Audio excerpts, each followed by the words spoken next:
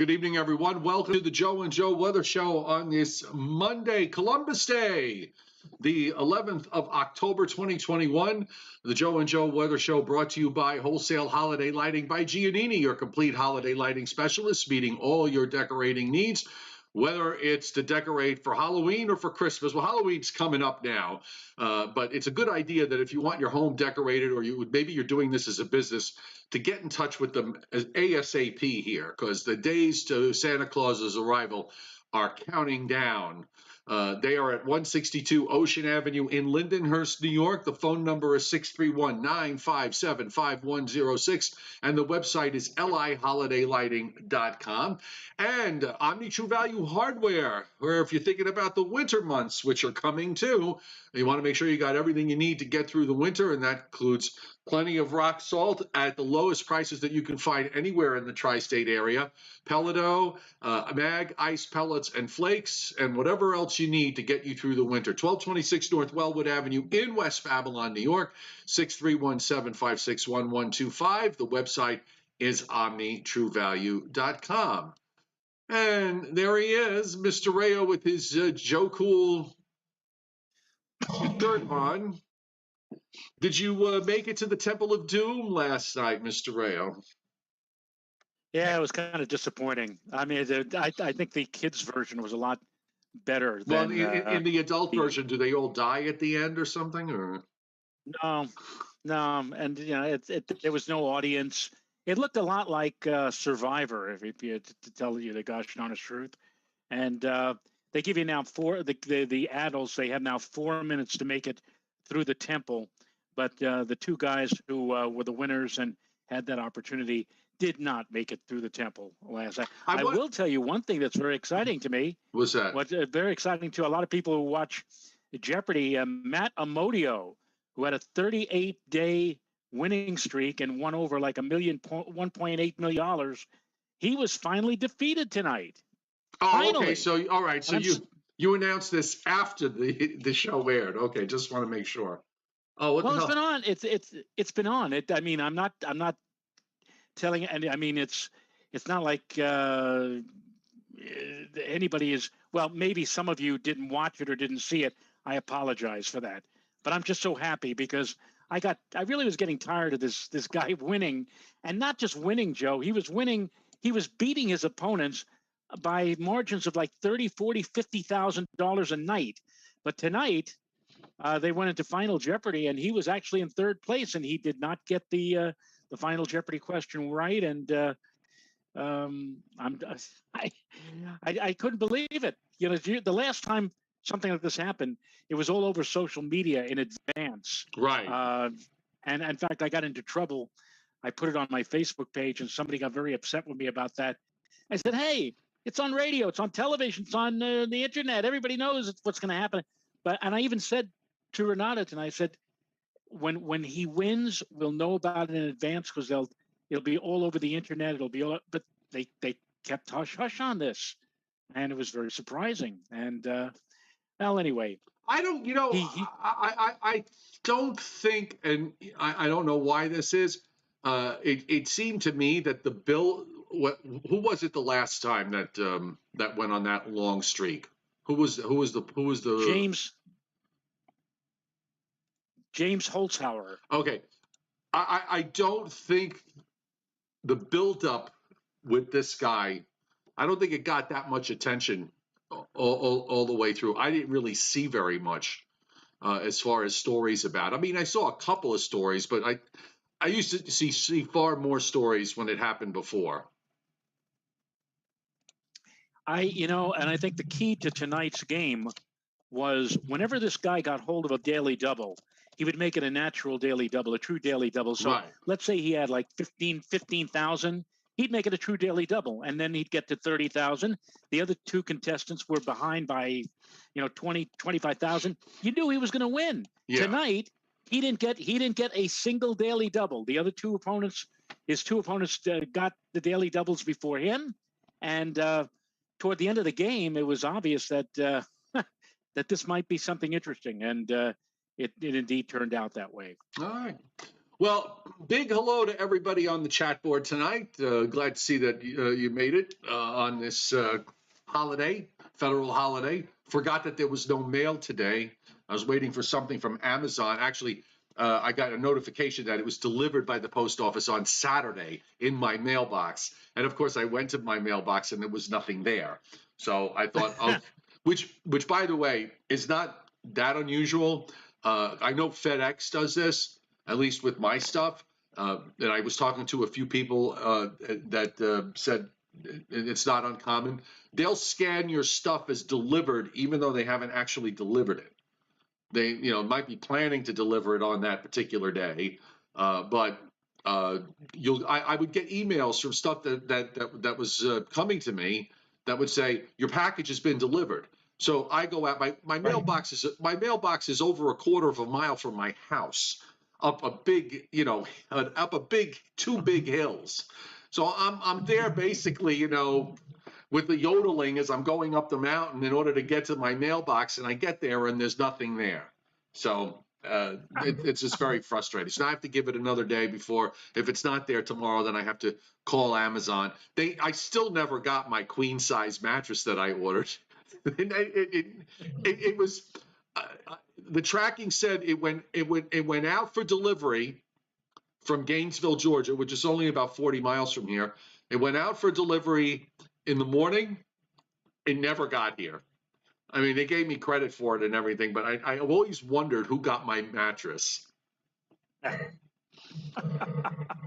Oh, It would God. be a little bit too large to fit inside of your mailbox, I presume. Yeah, that would have been, yeah. And I'm glad I didn't get it, because then I just went over to Walmart and I got a nice, mattress for the bed when I moved in here. So anyhow, Columbus Day. So to hope I didn't eat Italian today. Although I did make a variation of soup that my mother would make from time to time. Only I make it better. And I had that for lunch, and I had some pastina, which is like the ultimate comfort food. Oh, I have not had pastina. I had it, as a very young boy, but and I think Renata made it for me a while back, and it was the first time in 50 years I had it. I love pastina. Pastina with a little bit of chicken soup in it, just a little bit, and then you melt butter on it, and you put some Parmigiano Reggiano cheese. You shred some of that on there, and oh, it's just heaven. It is. Have that with a grilled cheese sandwich. That's the ultimate. All right, so we have, and it's in the West, Joe, but we have, I guess we can call it the season's first winter storm, where we have widespread winter storm warnings up. And here we are. It's October 11th, which is probably about when you would, usually see something resembling the first one. But they've got warnings up for a good chunk of Montana. A good chunk of Wyoming, southern Montana, and a number of counties in Utah. If they don't have those up, they've got winter weather advisories up surrounding it, and a lot of high wind warnings and wind advisories across much of the Southwest, which is, of course, not a surprise considering where is the trough? It's in the Southwest. We've got severe weather with a tornado watch up in northeastern Illinois, including Chicago this evening, and that we'll take a look at that.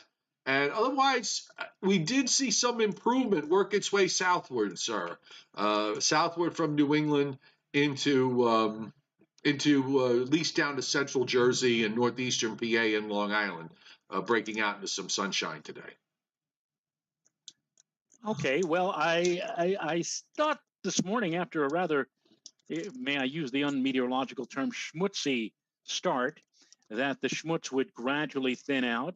In fact, the NAM, I love looking at the NAM's R1 level. That's the lowest level, and usually when it's above 80%, that usually lines up with low clouds or fog.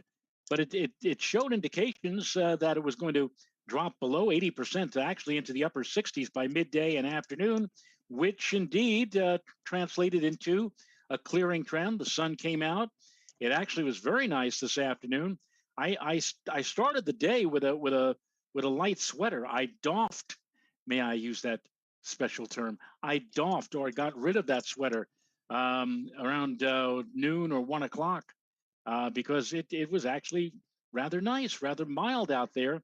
Perfect weather, Joe, for digging into our gigantic mulch pile that we have on my driveway. And I spent my afternoon here just filling wheelbarrows full of mulch so that Renata could, set it down wherever she wanted to set it down. And I also spent the part of the afternoon picking up walnuts. We have a walnut tree, Joe, near the end of my driveway. And these walnuts, they don't look like the walnuts that you're accustomed to. They look like something like miniature tennis balls, green tennis balls. Yeah, I And have let me those here. In fact, I found a couple of them on the driveway this morning. There were more than just a couple where I was. I spent part of the afternoon filling up 3 barrels worth. I think I must have gotten rid of like 50 or 60 walnuts. I take them deep into the woods and just drop them. Are they edible, or do you have to do? I would assume they are, but they don't look like walnuts. They look like, Yeah. again, they look like green tennis balls. And let me tell you something. And I went back into the garage to look for an old bike helmet or something, because when a couple of those hit the ground, they hit the ground hard. And if they hit your head, I'm not even sure whether or not you would would survive, because the tree is something like 50 or 60 feet high. It is quite amazing. And my last time with the tractor mower, I actually mowed over some of those walnuts, and they look like, instead of green, they look like black squashed balls. Yeah, Now I on found the one. lawn. I found a couple on the driveway. If I didn't know this was going to be a subject matter, I would have saved it, because I took it and I basically was like holding a baseball, and I just flung it into the woods. I figured either the squirrels would get it, or some animal would probably get it. David Scott saying with my I think it was David Scott saying that with my grilled cheese to have some French fries with that. I won't order of crispy fries, he says. Yes, make sure they're crispy, because I'm very big on that. I get so annoyed in restaurants. I'll tell them that I want my potatoes fries well done. Then they bring them out white, and then they wonder why I get pissed off. The tip would be bigger if the service were better. Exactly. Yes. And yes, John Bojemski, the mattress is probably on the island of misfit toys. That's a good place for it to be. Satellite-wise tonight, folks, you see the rotation of the storm system in the Midwest that's running up the middle Mississippi Valley and heading into the Western Lakes. And you look at something like this and you think, okay, that's lined up for the East Coast for tomorrow or tomorrow night. But no, with the ridge along the East Coast, that front's going to completely fall apart before it gets here. And it's hard to believe, because, you look at the radar, which we'll get to in a second, it's pretty busy. Meanwhile, you see on the last few frames before we hit sunset, how skies cleared out through much of upstate New York and into New England, and that clearing line was pushing southward. Clouds ran from the Delmarva Peninsula down through the Carolinas today and into southern Georgia, and even by me, I had a lot of high clouds. Started out nice this morning, blue skies and sunshine, and the morning low cloud deck was not there this morning. It was bright and sunny from the start, but then these high clouds kind of came in and filtered the sun away. Nice in the plains from the Dakotas down to Texas, and then now you could also see all the cloudiness with the storm system that has now come out of the Pacific Northwest and moving into the Rockies. And here's the radar tonight. Take a look at the Midwest. We've got a bunch of severe thunderstorm and warnings, and even a tornado warning up in north central Illinois, a couple of special marine warnings in Lake Michigan, and also a severe thunderstorm warning or two in northwestern Indiana. That's that weather system to our west. And meanwhile, up and down the eastern seaboard, nothing. And in the northern plains, the northern well, not so much in the northern plains, but certainly in the northern Rockies and up into eastern Montana now, we're seeing rain and also snow back through parts of Wyoming and down into Utah to go with those winter storm warnings. And Mr. Ray, they cut the amounts back a little bit in terms of the totals, but still forecasting for some places up in north central Wyoming to get up to a foot to a foot and a half. Away from, I think, most of the major cities, though, but not too shabby though for a first event of the season. Yes, indeed. We have seen in recent years some significant snowfalls coming even in September. For it to come to, it's not unusual anymore to see some part of the western U.S., some part of the Rockies receiving an amount, let's say a half to a foot, in mid October. We're coming up on mid October now, so this is. I saw a couple of social media sites just say big storm, unbelievable snow, October. Yeah, but this is like that's like writing a headline. It's like writing a headline that it's going to be cold in Maine. I mean, it's just right. I mean, what do you expect? Exactly. So it happens in October. It's now I admit it's unusual when it happens here. We did have that happen in 2011. We had up my way like 14 inches just a few days before Halloween. But this go around is not doesn't look like that's going to be happening. I mean, not with all this mild air. Although, Joe, we've been talking about a shift in the overall pattern toward chillier, if not colder weather, maybe by late next week. Yes, yeah, and I think that's on course. I mean, nothing radical. It's just I think it's kind of to me it looks like we're trending back to something resembling average, which is away from this big ridge in the eastern part of the United States. At least with the ridge gone, weather systems are going to be moving along. By the way, I on the snow map, between the heaviest snow falls west of 25 between Casper, Wyoming, and Sheridan, Wyoming. Casper forecast to get 7. Sheridan, Wyoming forecast to get 14. And then there's some pockets of 18 to 24 to the west of there along, I can't see what it looks like, State Route 16. That's what it looks like, unless I need to switch my glasses. Get my other ones. Yeah, State Route 16. That goes right through the area that's going to get some of the heavier snow, and even some heavier snows down in southern Montana. But again, this is the time of year where the first snows in that part of the country happen. This is not. This is. It's a big deal. It's a big deal for us snow lovers because we like to see these things. But in the scope of things, it really isn't a big deal. Yes, absolutely. And a month from now, it won't be a big deal at all, will it? No, not at all. I'm just saying I said to Renata yesterday, I said, as we were driving along on Route 9 up here in the Hudson Valley, and we're listening to I think it was CBS FM, and I looked at her and I said, just think, in about a month or 5 weeks at the most, we'll turn the dial and most every music radio station will be playing Christmas music already. And it's true, right? That's the thing. You know what's really odd, by the way? You know what's really odd? Here, where I am, nobody's got. I would have expected it, at least somebody to have Christmas stuff out. There's no Christmas stuff out. The Halloween stuff is out, and a little bit of Thanksgiving stuff is out, but no Christmas stuff yet. Maybe just odds and ends. So they seem to follow the calendar here a bit better from that standpoint. Well, I mean, it used to be, when we were very young, right? That the Christmas season began when we saw Santa at the end of the Macy's Thanksgiving Day parade, and now it's like Christmas begins up here, end of September, early October. Forget about Halloween, forget about Thanksgiving. Just let's get right into Christmas. And indeed, I was at I forgot now if it was BJ's or Sam's Club yesterday afternoon, but the Christmas trees were up, the beautiful colored balls were bangling. What are you going to do with all the supply chain holdups everywhere?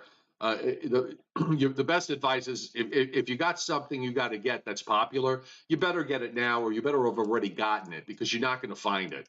with all these ships off of Port Los Angeles that still haven't, docked and unloaded their stuff. So it's going to You be. mean to tell me? You mean to tell me I might not get my Teddy Ruxpin this year? Yeah. Uh-oh.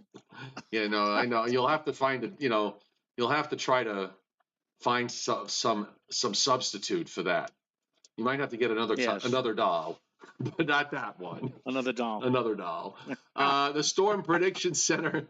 The Storm Prediction Center. This tornado watch that's up, Joe, in northeastern Illinois was put up 42 minutes ago, so it's relatively new. And you see it there that it does include Chicago. Slight risk of severe weather covers much of Illinois up into Wisconsin and the lower peninsula, the western side of the lower peninsula of Michigan. And then for tomorrow, as we take a look at that, we've got enhanced risk again. And this time it's back in Kansas and western Oklahoma, where we have enhanced risk. Slight risk goes up into central Nebraska and all the way down into north central Texas. And on day 3, so this would carry us, day 3 is Wednesday into Thursday, just a marginal risk around the area that tonight is in a slight risk. And that's with as the next weather system, the storm that's producing the snows up in the northern Rockies winds up moving eastward, lifting northward, and the cold front and a new wave that develops, and that'll be our cold front that will arrive probably on Saturday, the way it looks. And by the way, WPC in terms of rainfall, 1/10 to 1/4 of an inch. They're not really showing very much. They actually show a bit more just north and west of the big cities, of about 1/4 to a half, and even higher amounts well up into upstate New York and northern New England. But from the mid-Atlantic states down into the southeast, most rainfall amounts over the next 7 days of 1/10 of an inch or less. Some heavier rains through Texas and into Oklahoma, so that's going to be thunderstorm driven with whatever severe weather we have. But they had it yesterday. That's obviously not on this map, but with the next round that's coming in a couple of days. And also you see the precip up in Wyoming and Montana. Some of that's in the form of snow on the western side and rain on the eastern side into the Dakotas, and some heavy rains moving up into the Pacific Northwest. Yes. And for us, I'm hoping actually that it stays dry at least through at least Saturday. I've got lots of things that are going on around the house between now and then, and I do not need any significant rainfall around here. But it looks like, Joe, that front that, I mean, normally you look at the map and you look at the radar and you see what's happening out in Chicago right now or in the Chicago vicinity, and you say, okay, that'll swing on by and that'll be our weather tomorrow or tomorrow night. But as we've said, this whole thing kind of shears off to our north. A lot of the energy shears off, and as a result, we don't see nothing except for maybe some clouds. But it looks like it will stay dry for a number of days to come here. Right. Now we do have an unusual situation, Johnny Quest. I do see what I saw your message, so I brought it up, and it's quite unusual. It's not unheard of. It just doesn't happen too often. But every once in a while, you get a storm in the Pacific. If you've got a deep trough in the western part of the United States, and it's usually, if it's going to happen, it's late in the season. We have a Hurricane Pamela, darling, with the maximum, actually right now it's still tropical storm Pamela, but about to become a hurricane. Maximum sustained winds are 70 miles an hour at 17.7 north, 108.8 west. It's hurricane warnings are up for the on the coast of Mexico. Let me see what the advisory says in terms of exactly where this is. But you saw the track there. It's a little bit unusual, but it does happen because of that deep trough in the west. It's going to move northeastward across Mexico, and that moisture is going to get into Texas, which is why WPC did what it did. And it's 410 miles southwest of Mazatlan, Mexico, or 365 miles southeast of the southern tip of Baja California, moving northwest or 325 degrees at 7 miles per hour. Warnings are up for, I'm not even going to attempt to pronounce this. I looked at the first three of them. It's like, no, this is not going to happen. so we're not doing that. So let me go. Let's see if I can find a satellite, which I should be able to. Let's go to the floaters and load this up. East Pacific storms. By the way, I mentioned this yesterday, folks. I'm going to mention it again today. We should probably pay a little bit of attention to the fact that if the season shuts off on the Atlantic side, for you winter weather lovers, that might be taken as a positive. Okay, and we'll just leave it at that. I'm trying to get, why is it that when I want to see something, I can't see it? Eastern Pacific storms 1. Okay. Oh, all storm views. All right, never mind. I found the link. I'm the missing link. But let's look at this on the floater because that'll be the easiest one as it loads. You can already see, you already see the signature here on the storm in terms of the satellite with the feathering of the clouds on the north and eastern side, and even on the southern side and western side, a little bit of feathering there. So, obviously conditions are favorable for strengthening. This is a time of year where the water temperatures there, Joe, are probably at their warmest. Right. I agree. Okay. Just wanted to get you into the conversation. That's all. Sorry. I was just looking at what Steve Point has posted here. I found this rather interesting. That the last 6 months for Antarctica, coldest on record. Really? Antarctica temperatures this year were the coldest on record. Steve, could you please put a reference as to where you found that piece of information? I would be. I'm just shocked that I didn't hear about that. I mean, up until today, have you heard about that? I haven't seen any stories about that. Have you? Well, now he says the National Snow and Ice Data Center, NSIDC, noted, CNN reported, quote, for the polar darkness period from April to September, the average temperature was minus 60.9 degrees Celsius or minus 77.6 degrees. I presume that's Fahrenheit. That's pretty chilly. Yeah, that's just pretty darn cold. Just a smidge. Just a smidge. Do you know that the king penguins males spend the entire winter through all of that with their with their baby, with the egg? The egg hatches while they sit there huddled up for the whole winter. It's one of the, I mean, that has got to be the most brutal experience on Earth for any animal, human or non-human. But they managed to pull it off, and they get into this giant huddle, and they're constantly rotating around so that and they were saying that if you're in the middle of this huddle of penguins, if you're in the middle, the temperature actually gets pretty warm from all the body heat, and they're constantly moving themselves around so they don't either overheat or freeze. It's amazing that they brave that every winter there in Antarctica. Well, if I ever visit Antarctica, I will be sure to bring along my Snuggies. I was going to say bring a hat and a pair of gloves at the very least. At the very least. By the way, Pamela is forecast to go to 100 knots, 115 miles an hour before landfall as a major hurricane. But again, with the deep trough out in the western part of the United States, which we'll give you a look at, you see it. You can actually see it here on the U.S. loop, how the clouds across Baja California and into northern Mexico are moving southwest to northeast. That is telling you how the upper flow is, and it's just going like this. You got that trough in the west. So no surprise here that this thing is moving the way it is. And again, that moisture is going to go right up into Texas and eventually make its way up toward the Great Lakes. But it's not, it's not going to be, it's going to be moving at a pretty good clip. So I don't expect it to produce crazy rainfalls. All right. I mean, in your opinion, in my opinion, would be what?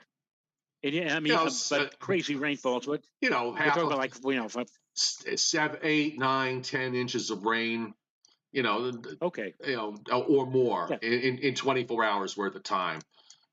This is going to be crossing the mountains of Mexico before it even gets to Texas, and usually they wind up, a lot of that moisture gets left behind. Plus, it's not like a trough in the eastern part of the United States. The troughs in the west, there's a lot of things just behave. The terrain is different, which impacts how the moisture field survives as it moves northeastward. This is not going to be some kind of deepening low that runs up toward the Great Lakes. Some sort of post-tropical cyclone that strengthens as it moves along. This is going to be a bit different. Yes. Okay. Leon Probitsky hitting Super Chat tonight, and we thank him very much. Let's look at the latest run of the GFS, which really doesn't change very much from what we were talking about yesterday. The onshore flow breaks down here tonight and tomorrow as the high settles right over southern New England tomorrow night, and looks like we should have decent weather most of the time going into Thursday and Friday. And here comes the next cold front. Now, if you watch, by the way, here's your tropical system there on the lower left. There's Pamela, and you can see that moisture just eventually gets into Texas Wednesday night into Thursday morning, and then runs up to the low pressure, runs up to the northeast. Here comes the cold front for Saturday, and then it turns cooler and drier. I think the most important takeaway here is weather systems are moving along again, and that probably means there'll be another reinforcing front coming through, perhaps the middle of next week, around the 20th or the 21st. And there's your cooler air that you were talking about coming in the latter part of next week and the following weekend, a long ways away. But no major storms here in this type of pattern. There's no major storms that we need to worry about from what we're seeing. Yeah, that may be true, but for the surge of showers coming our way later on in the weekend, you think anybody locally is going to say something like, and by the way, these showers that we're seeing right now, or will be seeing over the next day or so, are distantly related to what was once Hurricane Pamela? This just in, this breaking news, this outrage, this nightmare. And then you'll see Governor Murphy once he hears that declare. Oh, he's already declaring a state of emergency. Yes, exactly. Yeah. Well, we got a whole winter of that coming up. I mean, yes, is there really a point? I mean, what's the point with these? With all, I don't know. I don't want to get into that. Let's move on from that particular conversation. Yeah, I just realized that now that the former governor of New York is no longer in charge, that unlike previous winter, upon hearing the chance for a semi-significant snowfall in any one part of the state, that he will not close down various interstates. We never had former governors when I was a little boy. We always had current governors. I'm going to say right now that I'm shutting down Interstate 84 to the 3 to 6 inches of snow that we're expecting, Yeah, I'm looking, by the way, I'm just looking at the new GFS upper air going forward. And, of course, we talked about the fact that the PNA, Pacific North America Index, for the last 4 or 5 days has been showing it going positive late in the month, and it's still doing that. And the NAO is negative now and is forecast to pretty much stay negative for the rest of this month, which is kind of interesting. If we go to a ridge in the west, it'll make it cooler. We'll finally get a flow out of Canada that actually brings down some cool air. And you start to see it here early next week as an upper low goes into eastern Canada, and you got northwest winds coming out of northern Labrador and northwest Labrador and into the northeast. And then that trough is replaced by another trough. And on this run, Joe, it's kind of interesting. You got a big cutoff that drops down along 140 off the coast, off the Pacific coast, and another cutoff that drops down in the eastern lakes into New England. And then you're left with, not too shabby looking a pattern here going into the very end of the month with the flow that goes from northern Canada southeastward into the northeastern part of the United States. It's a colder look. I mean, it's nothing, it's the end of October. So, we'll make it relative to the end of the time of year. But the upper pattern is certainly better for you winter weather lovers trying to grasp onto some sort of changes. The upper pattern toward the end of the month is certainly a lot better than what you got right now. Well, we shall see. It seems to me like whenever we've had, colder than normal Octobers, just Octobers now, that has left us with not much to write home about winter weather-wise for the regular snow and ice months of December, January, and February. You can look at October, and then they say some people say no, it's not October. You got to look at November. And then some people say no, you got to look at the combination of both October and November. You know what? It'll be what it'll be. I'm not going to sit here and pretend to know which try to make some correlation with the kind of month this is and the kind of month that November is. When we get to the point where the pattern is right, something will happen and we will be on top of it. So we'll just leave it at that. And Steve LaPointe hitting super chat. Joe pointing out that yes, we are old. It's tough to enlighten younger generations. I don't even try. Okay. Somebody wrote a comment and subsequently took it down, basically saying that I should be concerned about future generations, why I'm not championing all this political BS that goes on from day to day. And my response to that was, you know what? Every generation has the right to ruin the world so that the next generation can fix it, can fix that problem, and then create another problem as a result. So I'm not too concerned about my kids. They'll figure out how to fix this, or if whatever needs fixing, if it needs fixing, and then they'll turn around and they'll break something else, and their kids will fix it. You spend your entire generation spend their entire existence trying to avoid the mistakes their parents make, and they wind up making the mistakes that their grandparents made, and that is, I think that's a very enlightened statement. By the way, the chairman, I don't know if the chairman is lurking because he has Briller Jeopardy for tonight. But whenever you're ready, Scott, if you're watching tonight, we're all set to go here. I'm just trying to think if any. I didn't really see any kind of this. There hasn't been much in terms of breaking weather news these last couple of days that I saw. Is that volcano still going? What is it, the La Palma volcano in the Canary Islands? Has the tidal wave started yet? We're in kind of we're in the doldrums right now. We have very little to say. Now I see on the chat board that the chairman says special final Briller Jeopardy on tropical systems. Joe and Joe challenge the amazing chat board. The letters NORS all have two retired storms. Okay, well, I can tell you. Well, one of them is Rita. Okay, one of them is Rita. I don't know what the other one is. The O storm, I'm going to say Opal. Steve LaPointe saying, and another super chat hit from Steve. Thank you, Steve. And from the chairman also hitting super chat tonight. Thank you, Scott. Don't forget to hit the like button, folks. Let's see, at least we can get us up over 50. So I'm thinking, what is it? NOR and S. So I'm going to say Opal, and the R storm is Rita. and the S storm. Well, Sandy.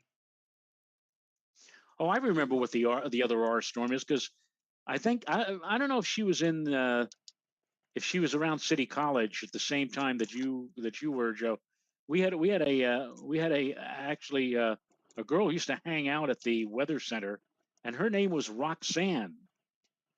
Oh, I know who you're talking about. Yeah. Yes, Well, Roxanne. So Roxanne was retired.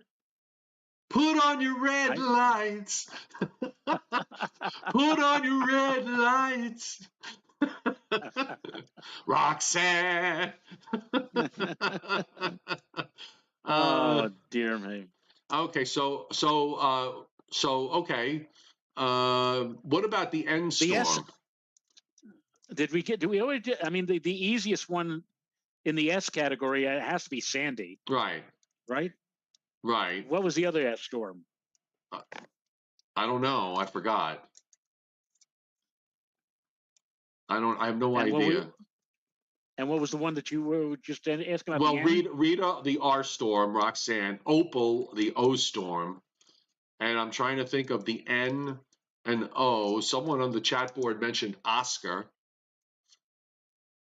Oscar, Oscar, Oscar. You ever see that Odd Couple? That was a very funny episode. I don't know if it was Oscar. Oh.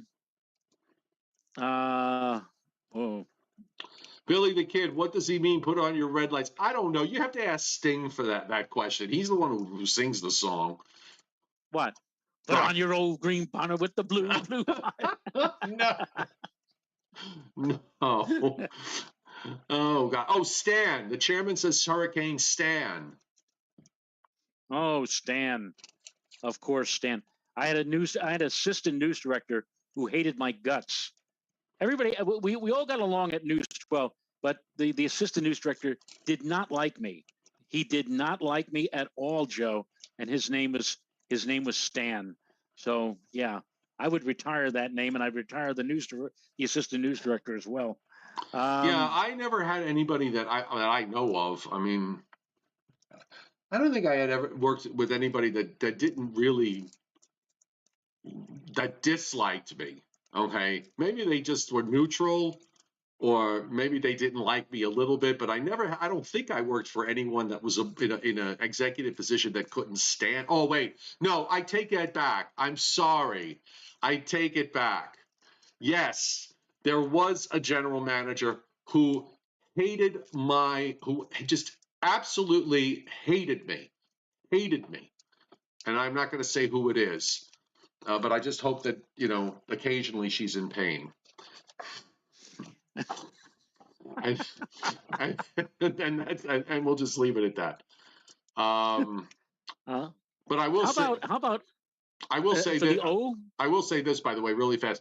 I had to tell my daughter to make sure that when she was working at CBS, to make sure she did not mention that I was her father, just to protect her, because this person was in a management position, in upper management position at CBS, and we'll leave it at that. Okay. As I said, I hope she's in pain from time to time. Let's see. How about Opal? Oh, yeah, no, I said Opal. You did say Opal. Yeah, all right. Opal was the first Category 5 storm in the Gulf of Mexico. I think it was back in the 94, 95, or maybe it was 96. I forget, one of those years. But it was the first Category 5 storm that we had in a number of years. Had gone by without one. And it was in the Gulf of Mexico and, wound up going into, I think, the Florida Panhandle eventually. Not as a 5, but it was in its life cycle, it became a Cat 5. So what are we missing here? what are the answers here? By the way, Adam Lowe says we're currently under a G2 solar magnetic storm watch. Northern area should see northern lights tonight. No. Yeah, no. Well, there was a flare a couple of days ago, and it was directed. The subatomic particles were directed straight at the Earth, but it was only. I say only. I've been watching these things for years now. it was only an M1 flare. The flares that will produce possibly an aurora for our latitudes are in the M category above 4. They run from 4 to 8. And especially an X flare, X flare from 1, and that's an open-ended number. I mean, you could have an X20, and there have been such. When you get up that high on the list, this particular magnetic storm, Joe, geomagnetic storm, was initially due this morning at 7 a.m. And the folks over at the Environmental Prediction Center, the people who track these things, are still waiting for the storm to begin. It's it's more than 12 hours due. So I don't really honestly think that anything's going to come of it. And if it does come of it, it's not going to be anything that we're going to be able to see here in the immediate New York area. And sometimes, Joe, there have been aurora borealis, northern lights is visible all the way down where you are. But for that to happen, you'd have to get an incredibly potent X flare, like an X5 or an X10, to push the visibility all the way down into Georgia and even as far south sometimes as Florida and the Gulf Coast. But this is not. I would love to see it happen. I'd love to see an aurora tonight, but I don't think it's going to happen. So gotcha. One man's opinion. Izzy D asking me when is the next time I'll be having a Zoom with my members on Patreon. Let's wait till we get into November and have something to talk about. Perhaps when we get around to the first real storm snow threat in the Northeast or in the mid-Atlantic states or somewhere in the eastern part of the United States, we'll do that. There's no point in doing it now because there's just absolutely nothing going on, and you can only do so much even talking about the long range when you're in the middle part of October. I do have the answers, by the way. So we didn't even try for the end storm, which was Noel or Noel, Noel, in 2007, and Nate in 2017, of which I have no memory of either one. The only Nate I can remember was a guy who played for the San Diego Padres back in the 70s, Nate Colbert. And I remember Nate Colbert only because during a doubleheader, I forgot who they were playing against. Nate Colbert hit 5 home runs, and they called him Nate the Great after that. Obviously, if they retired the name Nate with the hurricane in 2017, that hurricane could have been pretty great as well. But I'm like you, Joe. I really don't remember Nate the hurricane. Yeah. Well, they could have had the name Nat, and he spells it N-A-T, Nat Birnbaum. Which, by the way, Honeymooner reference. That was it was in an episode of The Honeymooners. That was a hidden salute to a very famous television and radio star of the day. Do you know who Nat Birnbaum was? The name is familiar though, and I don't remember. I'm sure when you tell me, I'll know. Well, I'll just simply ask Gracie. Gracie, do you? Oh, that's right. It's a George Burns reference. Yes, George Burns. Yes, yeah. You're right. Yeah. Nat Birnbaum. That's it. Craig Carlberg. Put down, bug. Bug, right.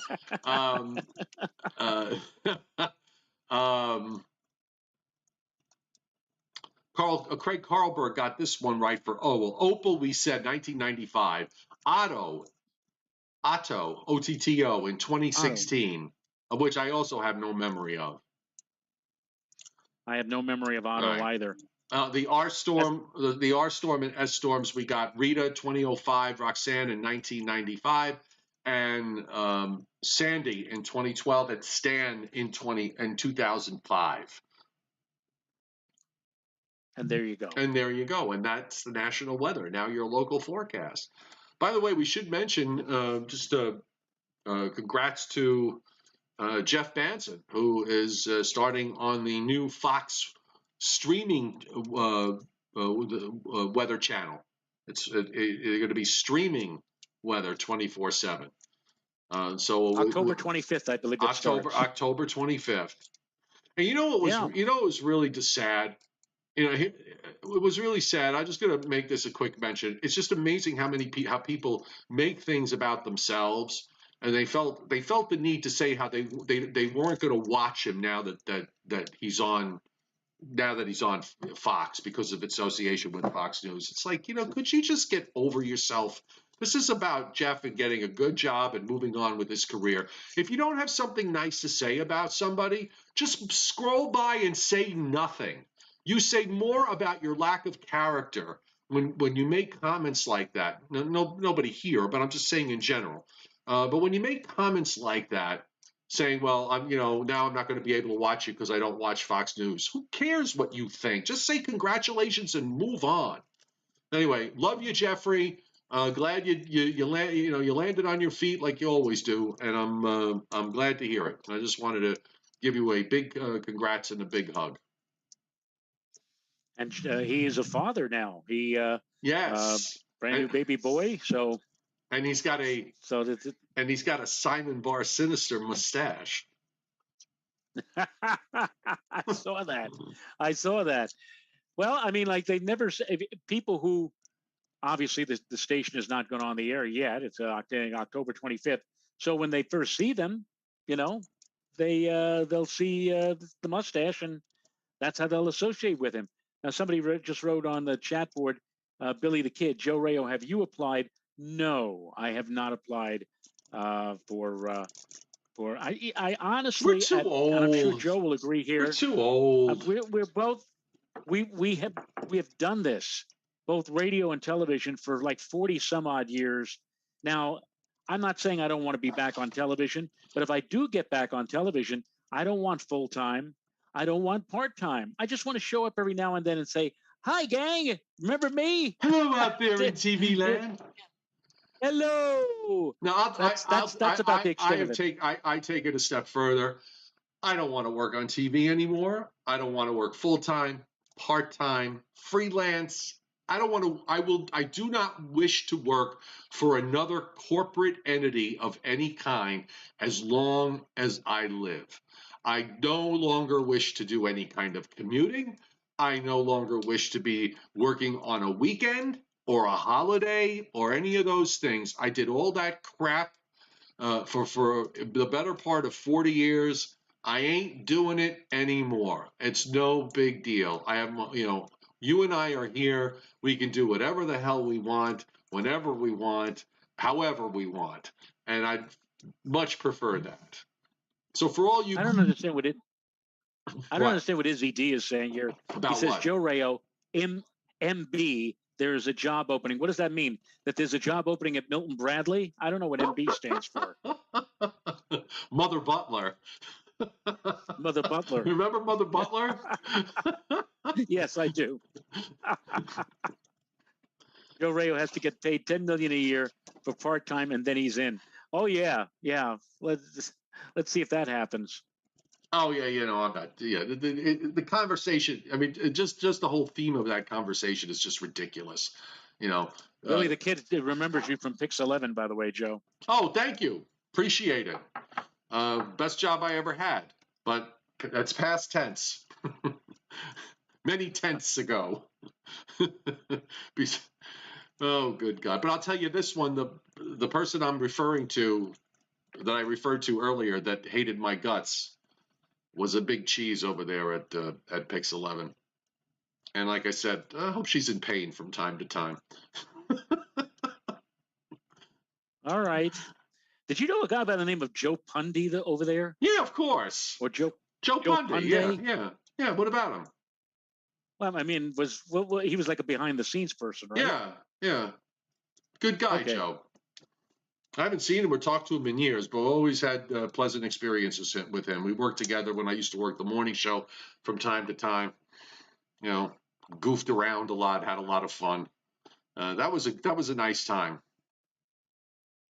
That was a very nice time. Unfortunately, nice times. It ends. Do not last forever. Even this show one day even though it will play forever in the land of the internet, and it will be forever on some library in YouTube with these. Joe, I've done, I think it's like almost 2,800 videos that are in my YouTube library now. 2,800. I mean, that's Wow. yeah, that's a lot. You know, that really is a lot of videos. So one day there's going to be a library of weather events covering a span of years, and we're going to be front and center. They'll be watching us years, decades from now, and laughing hysterically at the primitive technologies that we're using. Yes, like what I'm using right now.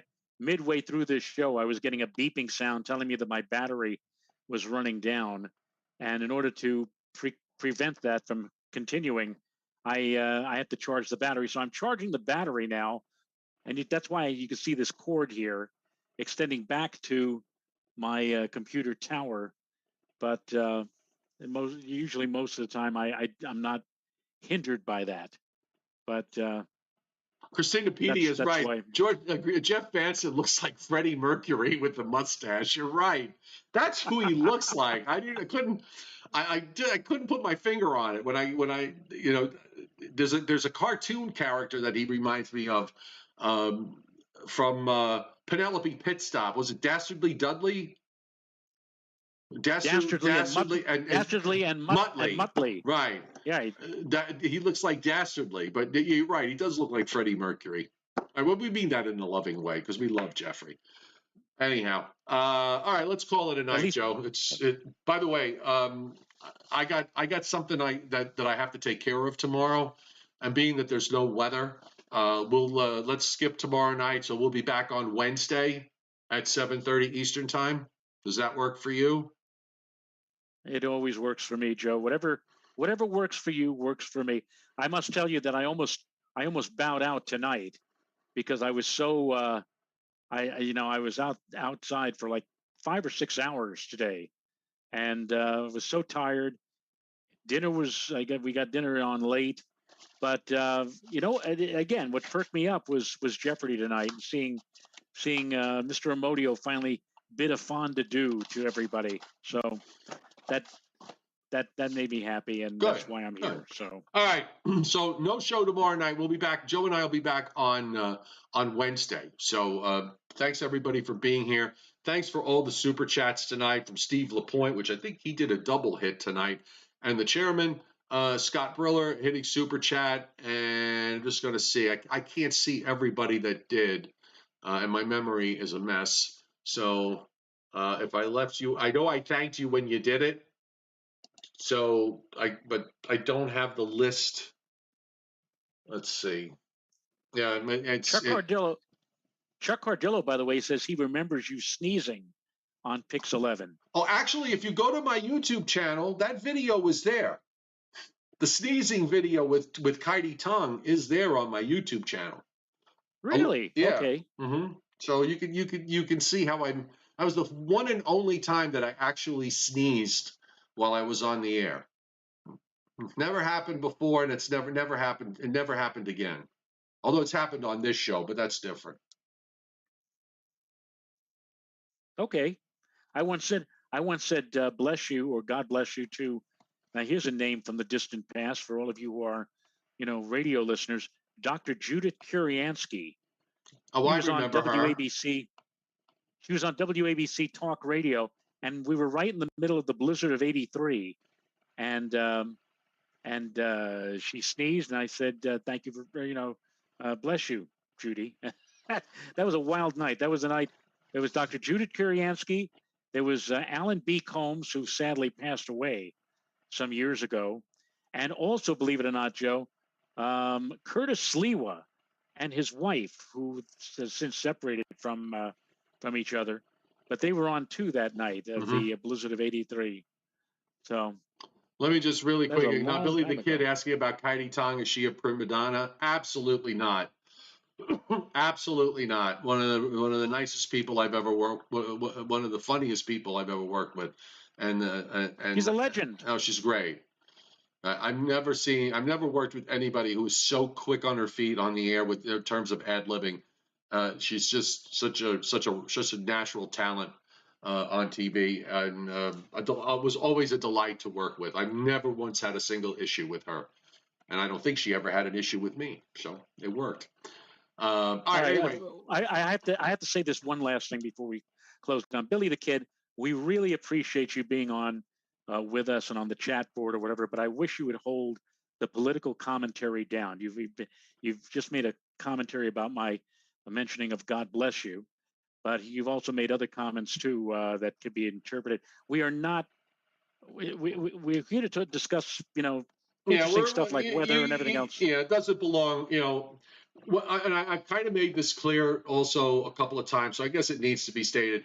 If you're on the chat before the show starts, okay, you guys can talk. You guys are talking about all sorts of different things, and that's perfectly fine. I want this. Joe and I have always wanted this to be a place where people come where they can just feel comfortable. We talk about weather.